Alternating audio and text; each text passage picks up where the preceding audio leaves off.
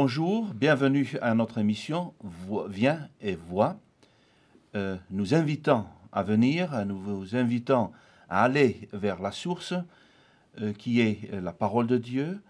Et aujourd'hui, nous allons aussi parler de la parole de Dieu, des commandements que Dieu a donnés, de la loi de Dieu qui nous enseigne et qu'avec la grâce de Dieu et avec la participation de nos frères serviteurs de Dieu, nous espérons vraiment apporter quelques éclaircissements, apporter quelques enseignements concernant cette parole de Dieu. Merci d'être avec nous et merci à mes frères en Christ, Meki et Hassan, ainsi que ma sœur Dalila. Merci d'être avec nous. Bonjour. Alors, comme je disais, on va parler de la parole de Dieu, donc de la loi de Dieu qui a été donnée. La loi, lorsqu'on entend le mot loi, on entend souvent ce qu'il faut faire, ce qu'il ne faut pas faire, hein, donc l'interdiction et la permission. Et je crois que la parole de Dieu, où nous lisons la loi de Dieu, n'est pas fondamentalement « il ne faut pas » elle est interdite, mais elle a plutôt un sens beaucoup plus large que cela. Alors pour commencer, je demanderai à Meki de lire, mais avant que tu ne lises, j'aimerais bien que nous passions juste quelques instants de prière. Alors inclinons nos têtes, vous qui êtes avec nous, hein, dans votre chambre, dans votre salon, et nous qui sommes ici, inclinons nos têtes ensemble et demandons à Dieu de nous éclaircir. Seigneur notre Dieu, notre Père qui est aux cieux, si nous ouvrons la Bible, ta parole, c'est tout simplement parce que tu nous fais du bien, parce que tu l'as voulu. Et merci parce que tu nous donnes cette grâce, c'est-à-dire ce dont nous ne sommes pas dignes, hein, nous ne méritons pas, mais tu nous donnes cela, Seigneur, à ouvrir ta parole. Merci de la bénir et merci de nous faire du bien, de nous aider à parler et à expliquer ce que tu veux que nous comprenions aujourd'hui. Et nous le demandons au nom de Jésus-Christ. Amen. Amen. Alors, frère Meki, je te demande de lire le passage aujourd'hui. Avec plaisir. Alors, notre lecture se portera sur le livre d'Exode, au chapitre 20. Alors Dieu prononça toutes ces paroles en disant « Je suis l'Éternel ton Dieu, qui t'ai fait sortir du pays d'Égypte, de la maison de servitude. Tu n'auras pas d'autre Dieu devant ma face. Tu ne te feras pas de statue, ni de représentation quelconque de ce qui est en haut dans le ciel, de ce qui est en bas sur la terre, et de ce qui est dans les eaux plus bas que la terre. Tu ne te prosterneras pas devant elles, et tu ne leur rendras pas culte. Car moi, l'Éternel, ton Dieu, je suis un Dieu jaloux, qui punit la faute des pères sur les fils jusqu'à la 3e et à la 4e génération de ceux qui me haïssent, et qui use de bienveillance jusqu'à 1000 générations envers ceux qui m'aiment et qui gardent mes commandements. Tu ne prendras pas le nom de l'Éternel ton Dieu en vain, car l'Éternel ne tiendra pas pour innocent celui qui prendra son nom en vain. Souviens-toi du jour du sabbat pour le sanctifier. Tu travailleras 6 jours et tu feras tout ton ouvrage, mais le 7e jour est le sabbat de l'Éternel ton Dieu. Tu ne feras aucun ouvrage, ni toi, ni ton fils, ni ta fille, ni ton serviteur, ni ta servante, ni ton bétail, ni l'étranger qui réside chez toi. Car en 6 jours l'Éternel a fait le ciel, la terre, la mer et tout ce qui s'y trouve, et il s'est reposé le 7e jour. C'est pourquoi l'Éternel a béni le jour du sabbat et l'a sanctifié. Honore ton père et ta mère, afin que tes jours se prolongent sur la terre que l'Éternel ton Dieu te donne. Tu ne commettras pas de meurtre, tu ne commettras pas d'adultère, tu ne commettras pas de vol, tu ne porteras pas de faux témoignages contre ton prochain, tu ne convoiteras pas la maison de ton prochain, Tu ne convoiteras pas la femme de ton prochain, ni son serviteur, ni sa servante, ni son bœuf, ni son âne, ni rien qui soit à ton prochain. » Tout le peuple observait le tonnerre, les éclairs, le son du corps et la montagne fumante. À ce spectacle, le peuple tremblait et se tenait dans l'éloignement. Merci. Ce sont des paroles très fortes. Ce sont des paroles que nous reconnaissons aussi, parce qu'il parle du Père, il parle de la Mère, il parle, je veux dire, de notre Père et de notre Mère, des parents. Il nous parle donc du ciel, de la terre, etc. Mais je laisse la parole à nos frères afin de nous apporter quelques éclaircissements. Les premières impressions.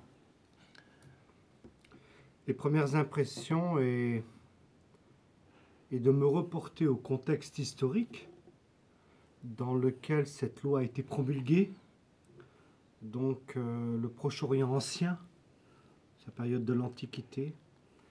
Et c'est une lumière qui a été donnée à un peuple, le peuple d'Israël, une lumière au milieu d'un océan de ténèbres. Merci. Mickey? Donc il faut se rappeler que Israël est sorti d'Égypte et qu'eux étaient habités au milieu d'un peuple polythéiste. Ils avaient plusieurs dieux, les Égyptiens. Et eux-mêmes étant dans ce contexte-là, ils ne connaissaient pas Dieu de façon précise. Donc, ils avaient entendu, mais ça n'a pas été plus loin. Jusqu'à ce qu'il y ait cette rencontre, ou cette sortie, et Moïse qui les a conduits dans le désert où Dieu voulait rencontrer son peuple, au Sinaï. Et c'est là qu'ils reçoivent la loi de Dieu. Donc, des règles de vie, une éducation de Dieu lui-même. Dieu va éduquer son peuple. Donc, sur le plan de sa relation, de diriger l'homme vers son Dieu, mais en même temps sur le plan social. C'est-à-dire que l'homme avec l'homme. Et c'est là que nous trouvons vraiment Dieu qui va donner ses lois à son peuple. Le mot loi, c'est un mot français, mais le mot hébreu, c'est le mot Torah. La Torah, c'est l'enseignement. Qu'est-ce que nous enseigne ici, dans ces passages? Que sont les enseignements de base que nous pouvons déduire? Alors en fait, c'est effectivement, tu as raison de préciser que le mot Torah signifie le mot enseignement, un enseignement pratique. En fait, ce cadre de loi structure la relation de l'homme avec Dieu et la relation en société, et la rend donc possible.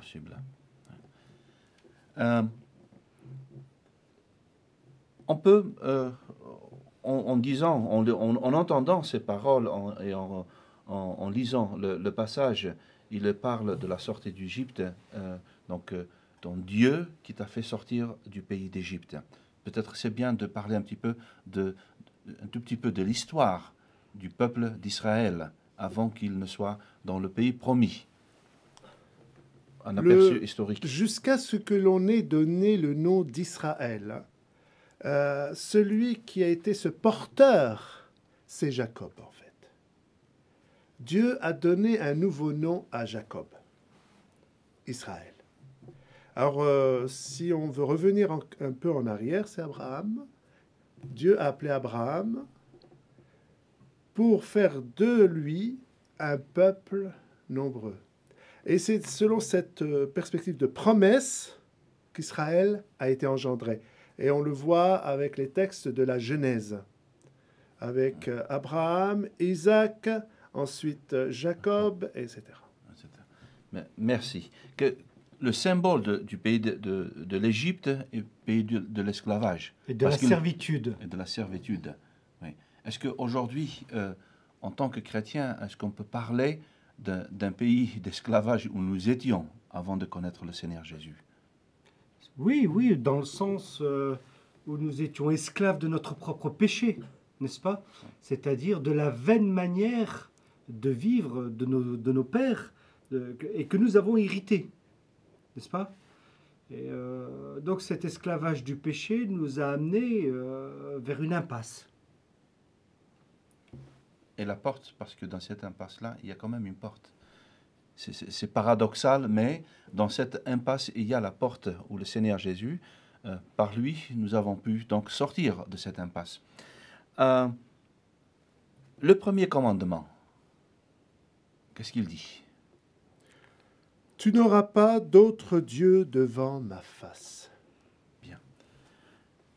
Si on se posait la question, est-ce que Dieu, donc ne pas avoir de Dieu, donc en petit, en quelque sorte minuscule, est-ce que uniquement Dieu qu'on va adorer, ou est-ce qu'on peut expliquer je dirais, cette adoration, cette place qui prendrait Dieu par des choses autres que la religion, autres que... Oui, ce peut être le travail, ce peut être l'amour de l'argent, comme on a pu l'évoquer dans le cadre d'une autre émission.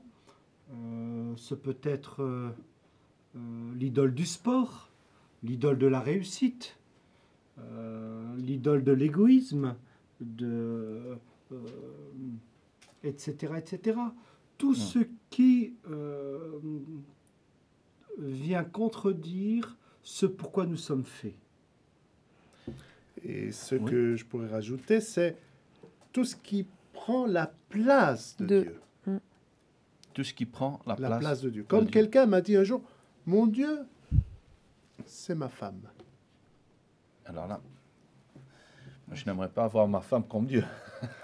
D'ailleurs, elle est bien gentille, elle est formidable, hein, c'est la parole de son mari qui le dit. Hein, donc,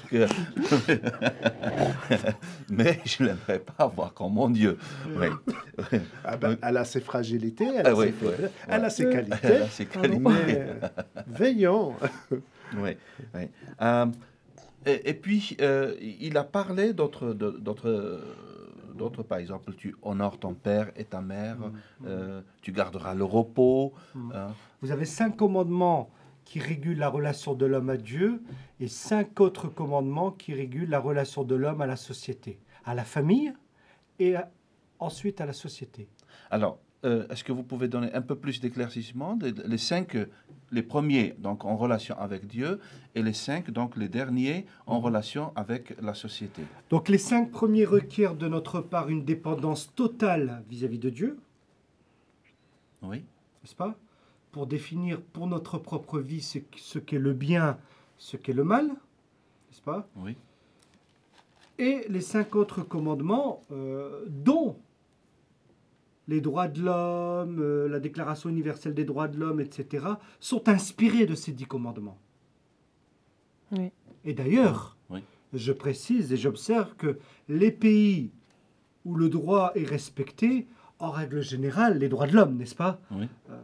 La prospérité matérielle s'accompagne de cela. Oui.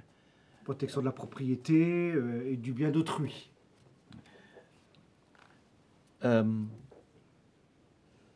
Nous venons d'une société dont la position, je dirais la place des parents est très importante. Mais nous voyons aujourd'hui dans les sociétés occidentales, justement la parole, donc la place des parents qui est vraiment, je dirais, qui a perdu sa place. Hein. D'ailleurs, on dit même, certains disent qu'ils mettent leurs parents dans des mouroirs ou des asiles, des centres d'asile, donc comme ceux des animaux. Hein. C'est-à-dire qu'on met les parents, on les classe quelque part, et puis on s'occupe de sa propre vie, ses parents quand ils sont un peu vieux. Hein. Alors effectivement, on observe en France comme dans les pays occidentaux, les pays développés, riches, etc., pays du Nord, comme on voudra, un mal-être, un malaise profond quant à la famille, je dirais quant à la solidarité familiale. Et en ce sens-là, les sociétés plus traditionnelles véhiculent encore, bien que c'est en train de disparaître. Un certain nombre de valeurs et peuvent encore servir de modèle d'unité familiale. Bon, mais en même temps, il faut se garder de vite leur jeter la pierre parce qu'en Occident, la vie est compliquée. Parce que l'homme et la femme travaillent. Et quand les deux travaillent, qui peut s'occuper des parents? Et c'est là où la collectivité nationale va prendre en charge ce besoin. Voilà. Dans des pays où le taux de chômage, où la pauvreté, où le non-emploi, la non-activité est une donnée nationale, on a donc plus de temps libre, je dirais, de s'occuper des uns et des autres. Bon. Mais moi, je ne veux pas trop rentrer dans ce débat. Ce que je veux juste préciser, c'est que ces commandements qui ont été lus par Mekhi appellent à la responsabilité. Comme j'ai eu l'occasion de le dire dans une autre émission, il n'y a pas de liberté sans responsabilité. Et j'aime beaucoup cette interpellation « tu ». Tu aimeras, tu ne commettras pas. C'est la deuxième personne du singulier, le « tu ». Et par rapport à la culture qui est la nôtre, ou l'identité plus communautaire, ici Dieu s'adresse à l'individu et le place face à la communauté. Et on retrouve encore cette notion d'identité de l'homme et de la femme qui est placée seul devant Dieu, en responsabilité. D'accord. Et je peux même rajouter qu'à ce sujet-là, au niveau de la grammaire, c'est un impératif. Est-ce qu'on peut parler d'impératif? Tu n'auras pas, tu ne feras pas, Ce sont des commandements. tu ne prendras pas. En effet, Ce sont des commandements. Et il s'adresse à son peuple, Oui. qu'il a choisi, qu'il a fait sortir du pays d'Égypte, et il lui donne l'ordre d'obéir. Seulement, quand on voit l'histoire du peuple d'Israël et comment Moïse avait cette conversation avec Dieu pour le peuple, il leur dit quand même, si vous obéissez à mes commandements, vous aurez. Sinon, c'est quelque chose d'autre qui leur arrive. Bien. Est-ce que aujourd'hui, nous qui vivons dans la nouvelle alliance en Jésus-Christ, est-ce qu'on peut dire aujourd'hui que ces commandements de Dieu ne sont plus applicables pour nous dans l'Église? Ou, autrement dit, quelle est la place que vous donnez en tant que serviteur de Dieu dans des églises? Quelle est la place que vous donnez à cette loi, donc à ces 10 mots? Alors, ces commandements, pour nous, sont toujours effectifs. N'est-ce pas? Ils sont toujours effectifs parce qu'ils ont toujours cette capacité de cadrer, de réguler les relations des hommes entre eux. Maintenant, dans l'histoire, ou plus exactement l'histoire du peuple d'Israël, a montré que l'application de tous ces commandements est quasi impossible. Et en fin de compte, seule une personne a respecté toutes les exigences de Dieu, c'est Jésus. C'est Jésus qui a accompli la loi, et il a accompli la loi pour nous tous, c'est-à-dire il a satisfait à la justice de Dieu et à ses exigences morales. Oui, cette loi est toujours bonne, sainte et juste pour l'ensemble de l'humanité. Seulement, notre corps, la loi du péché qui nous habite, qui est en nous, qui est en chaque individu qui vient dans ce monde, cette loi du péché rendait impossible l'application de cette loi, et je dirais même pervertissait le sens de cette loi. C'est-à-dire, au lieu de nous apporter la liberté, nous amener toujours plus dans la servitude, et c'est là où la nécessité, le besoin de recevoir une puissance de vie extérieure à nous-mêmes, cette loi de l'esprit, pour nous permettre d'appliquer les exigences de Dieu dans notre vie. D'accord. Alors, la parole de Dieu nous dit, dans ce contexte-ci, que ces lois ont été inscrites par le doigt de Dieu sur des pierres. Alors, plus loin dans le Nouveau Testament, on retrouve aussi ces lois de Dieu, mais qui sont inscrites dans la chair. Vous pouvez m'expliquer ce parallèle? C'est une affaire... quand il est parlé justement de ça, et ce qui a été dit, responsabilité, il nous fallait une force surnaturelle, donc celle du Saint-Esprit, pour que nous puissions vivre et pratiquer les commandements de Dieu, avec l'aide de Dieu. Et donc, ce n'est plus une affaire personnelle, dans le sens, je donne un exemple. Un religieux peut très bien dire, je mets en application la loi de Dieu, et il peut s'en vanter. Moi, je fais. Par rapport, et l'homme, dans sa nature, peut toujours se comparer. Qui de nous ne s'est jamais comparé? Dans notre nature, d'homme pécheur. Oui. Moi, je suis quand même mieux que l'autre. Et alors, un homme religieux peut très bien dire, ah, moi, je suis mieux que lui. Au moins, moi, je jeûne. Au moins, j'obéis au commandement de Dieu. Et là, il se met sous le coup d'orgueil, et donc sous le coup du péché. Et on a un exemple dans la Bible où Jésus dit, il y avait un publicain et il y avait un pharisien. C'est-à-dire un publicain, c'est quelqu'un de... Qui n'appartient pas à la caste religieuse. Voilà. Oui. Donc un simple homme comme ça qui, lui, était dans le temple en train de se taper la poitrine et s'humiliant devant Dieu en disant « Pardonne-moi, pauvre pécheur que je suis ». Et l'autre qui était juste à côté en train de dire, donc le religieux, ah, je jeûne, mais pas comme lui, moi je donne, mais pas comme celui qui est là.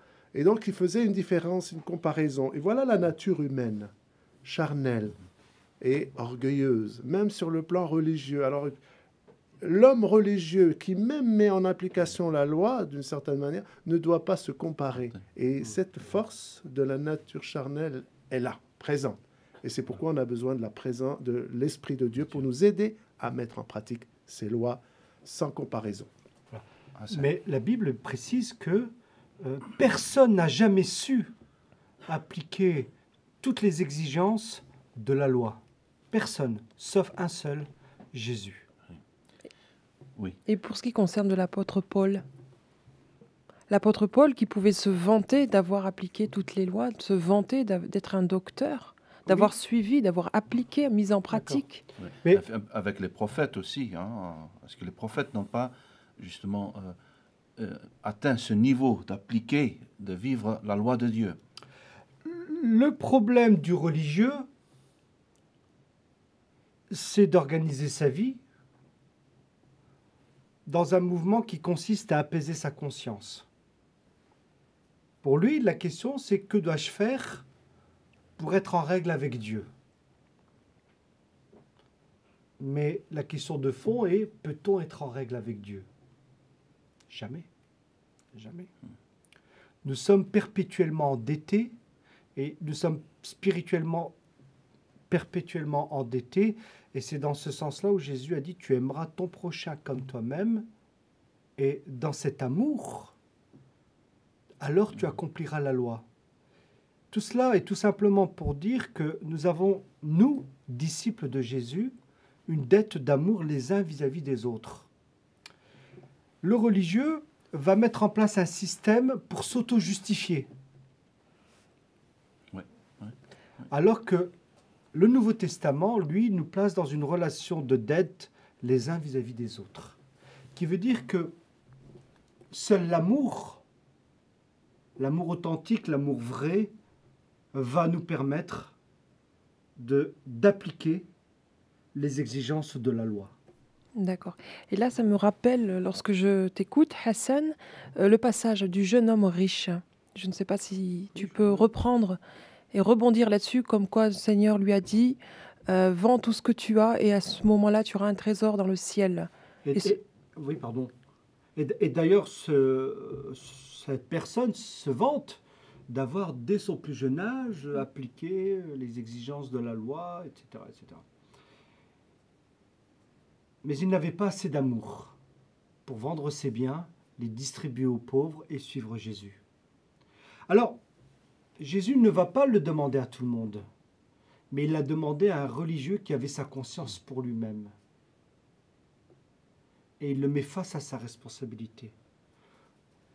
En lui disant clairement, tout ce que tu as fait, finalement, c'était pour toi et pour toi seul. C'était jamais en direction de l'autre. Est-ce que vous avez eu affaire à des religieux dans les églises que vous servez?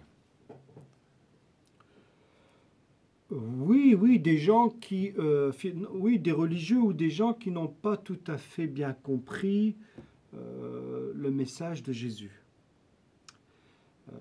D'ailleurs, quand on lit les exigences de Jésus, elles sont tout aussi impressionnantes que les 10 commandements. Parce que les 10 commandements disent « tu ne convoiteras pas la femme de ton prochain », mais Jésus dit « si quelqu'un pose un regard », la loi dit « tu ne commettras pas d'adultère », et Jésus dit « si tu poses le regard sur une femme, alors tu commets l'adultère ». Donc, c'est beaucoup plus exigeant. Mais ce qu'il nous faut comprendre par là, dans cette attitude, c'est que Jésus nous dit « voilà l'idéal ». Il ne nous demande pas d'accomplir ces exigences-là. Il nous demande de tendre vers ces exigences-là. Et c'est après, quand il s'adresse de cette manière aux religieux qui se targuent d'avoir pour eux-mêmes leur conscience, Jésus, selon l'expression populaire, pousse encore plus loin le bouchon et dit « oui, mais vous avez votre propre justice pour vous-même, mais moi je vous dis que, la loi vous dit que, mais moi je vous dis que. » Et c'est après où il commencera à parler du ministère de l'Esprit. Et seule cette puissance de vie, cet Esprit de Dieu, va véritablement nous donner les capacités de tendre vers cet idéal. Le Seigneur Jésus a résumé la loi, donc la loi et les prophètes en 2 mots. Est-ce que vous pouvez le... Tu aimeras Dieu de tout ton cœur, de toute ton âme et de toute ta force, tu le serviras lui seul, et tu aimeras ton prochain comme toi-même. Et de ces 2 commandements dépendent tout le reste. Et non pas que j'ajouterai, mais je citerai aussi ce que la Bible nous dit. Tu donneras, donc tu aimeras, hein, donc tu fais à l'autre, à ton prochain, pas simplement ton frère, pas simplement celui qui vient dans l'église, mais à quiconque qui est à côté, fais à l'autre ce que tu voudrais que l'on fasse pour toi. Merci Meki, merci Hassan, merci Dalila. Merci. Merci à vous qui nous regardez et qui écoutez. J'espère que vous avez été bénis, j'espère que vous avez été, je dirais, saisis, non pas par nous, non pas par nos propos, mais par la parole de Dieu. Et si ce n'est pas le cas, j'espère que Dieu, nous prions que Dieu vous fasse grâce afin de comprendre et surtout de le connaître. Alors, si vous voulez nous écrire, si vous voulez réagir, merci de le faire. Il y a un numéro, il y a un email qui paraissent sur l'écran de télévision. N'hésitez pas, écrivez-nous. Et nous nous rendons à la grâce de Dieu. Merci à tous. Au revoir. Au revoir. Bientôt.